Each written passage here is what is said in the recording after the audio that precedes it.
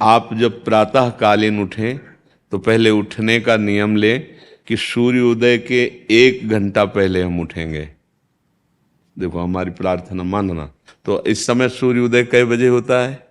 लगभग 6 बजे, 6:30 बजे गुरुदेव। 6।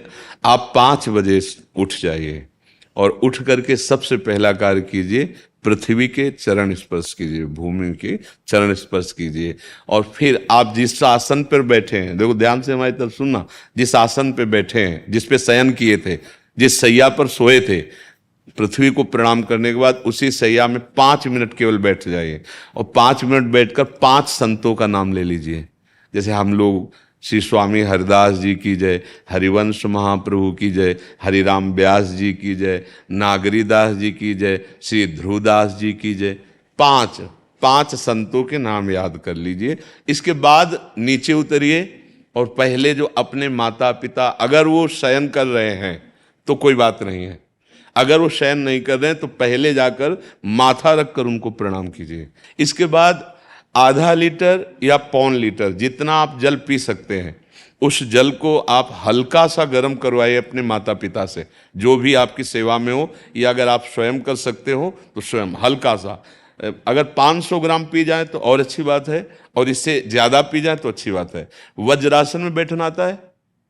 वज्रासन जानते हो आप लोग? देखो वज्रासन, वो देखो बैठ रहे हैं, ये दोनों पैरों को ऐसे करके इससे बैठकर जल पिया जाए।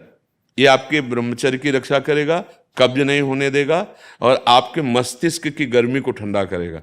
ऐसे वज्रासन में बैठकर धीरे धीरे 5 या 10 मिनट में जल पिया जाए, एकदम ना पिया जाए। गिलास में लेकर के 500 ग्राम जल धीरे धीरे उसको पिया जाए। फिर इसके बाद आपको 100-200 कदम टहलना है। फिर इसके बाद आप शौच जाइए। शौच, अगर आपका पेट साफ हो जाता है, अगर नहीं साफ होता है, कोई ऐसी परेशानी लगती है, तो 1 चम्मच ईसबगोल की भूसी और छोटी हर का आधा चम्मच अगर रात्रि में दूध से या पानी से ले ले तो वो बार बार शौच नहीं लगाएगा, पर आपकी आंतें साफ हो जाएंगी। शौच जाने के बाद स्नान करें और फिर तुरंत, अगर आपको व्यायाम आता है तो करे, नहीं तो सीधा सरल बात होती है, 20 बार बैठ जाए बैठक और 10 बार लेटने वाली दंड। और इसके बाद जो अनुलोम विलोम, जो इससे खींचे इसे छोड़ दे, इससे खींचे इसे छोड़ दे। इसके बाद दोनों हाथ ऐसे करके 7 बार ऐसे करे, सीधा खींचे और सीधा छोड़ दे। इतना ही तुम्हारे लिए प्राणायाम की आवश्यकता है। अब अपनी दिनचर्या में लग जा। जो पढ़ाई का कार्य दिया गया है, आगे तुम्हें और भजन की बात हम नहीं कह रहे, जो पढ़ाई का कार्य दिया गया है वो भगवान की ही पूजा है। आपकी दिनचर्या जो आपको अपने गुरुजी या टीचर जी को जाके प्रमाणित करनी है, कल जो पढ़ाई गई थी आज के लिए, वो आप सुबह सुबह उस समय व्यायाम के बाद, तो आप देखना आपकी स्मृति बहुत प्रवीण हो जाएगी। अच्छा, ये आपकी प्रातःकालीन दिनचर्या है। जब आप अपने गुरुदेव के पास स्कूल जाएं, तो हमें आजकल का तो अब पता नहीं, पर हम लोग जब जाते थे तो अपने गुरुजी को प्रणाम करते थे। तो जो स्कूल में आपको पढ़ाई पढ़ा रहे हैं वो तो बात है, अब आपको जो हम खास बात बताना चाहते हैं वो कि देखो अभी छोटे छोटे बच्चे हो, बच्चों में कुछ बच्चे ऐसे गंदे बच्चे होते हैं जिनके गंदी बातें दिमाग में आ जाती हैं और गंदी बातें वो करने लगते हैं आचरण में। आप लोग इतना तो जानते ही होंगे कि गंदी बातें किसे कहते हैं। आप लोगों के पास अगर मोबाइल है तो कभी गंदी बात देखना नहीं।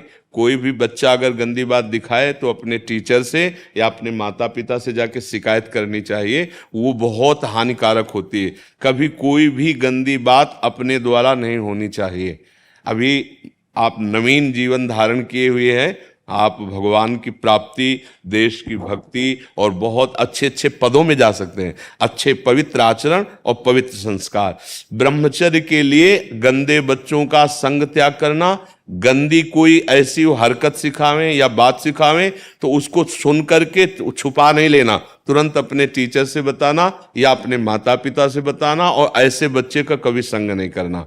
और रात्रि के सोते समय ये जरूर ध्यान देने वाली विशेष बात है, रात्रि के सोते समय जो भगवान का नाम प्रिय, जैसे इन लोगों ने आप लोगों को बताया राधा वल्लभ श्री, तो सोते समय बस प्रार्थना करो कि हे प्रभु आज दिन हमारा जो भी गलती हुई हो वो हमको आप प्रार्थना करते हैं कि आप हमें समझाओ क्या हमसे गलती हुई।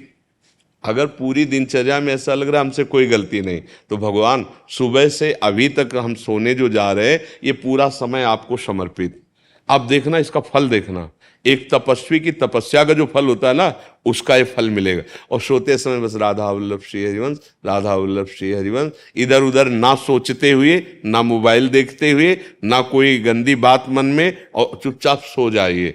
और जब फिर सुबह उठे तो फिर ऐसी दिनचर्या। और पढ़ाई इस समय तुम्हारा भजन है।